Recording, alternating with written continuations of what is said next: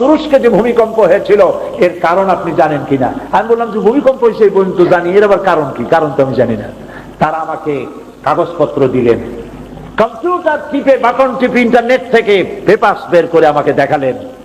ওই দিন ছিল তুরস্কের নেভাল ডে উপলক্ষে তারা একটা বিশাল 5 স্টার হোটেলের নিচে বড় একটি ক্লাবে 30 জন আমেরিকান জেনারেল, 30 জন টার্কি জেনারেল, 30 জন ইসরায়েল ক্যাপ্টেন এবং কর্নেল এরা একত্রিত হয়েছে। আরো শহরের এলিট পিপল যারা আছে, ভিআইপি সিআইপি ধরনের লোক, এরা সব একত্রিত হয়েছে। গান হবে, ফুর্তি হবে, নাচ হবে, মদ হবে এবং এর সাথে যা আছে তাও হবে।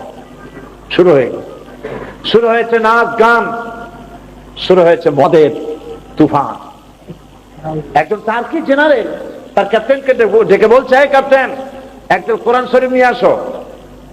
ইহুদি মেয়েরা এবং টার্কি মেয়েরা নাচতেছে, কাপড় কারো আছে, কাপড় কারো নাই।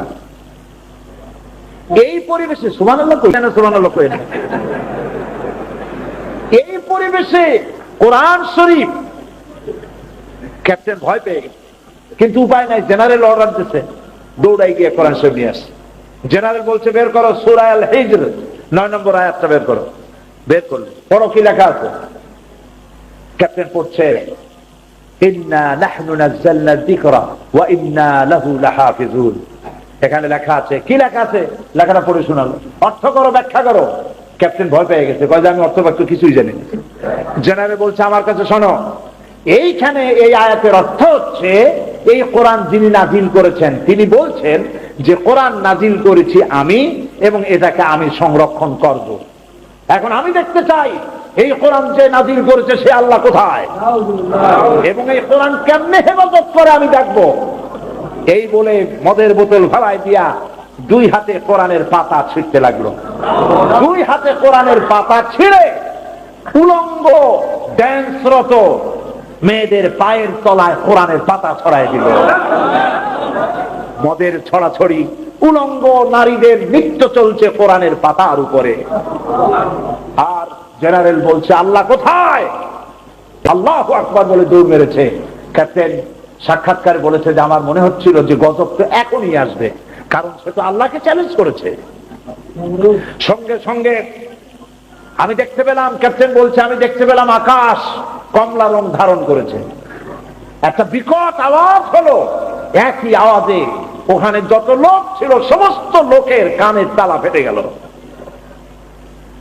জমিন প্রকম্পিত হলো।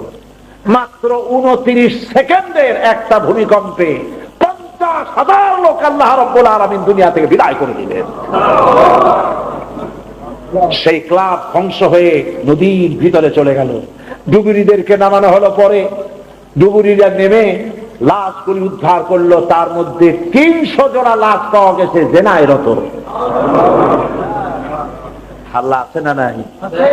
আছে না নাই? কোরআনের সাথে থাকো।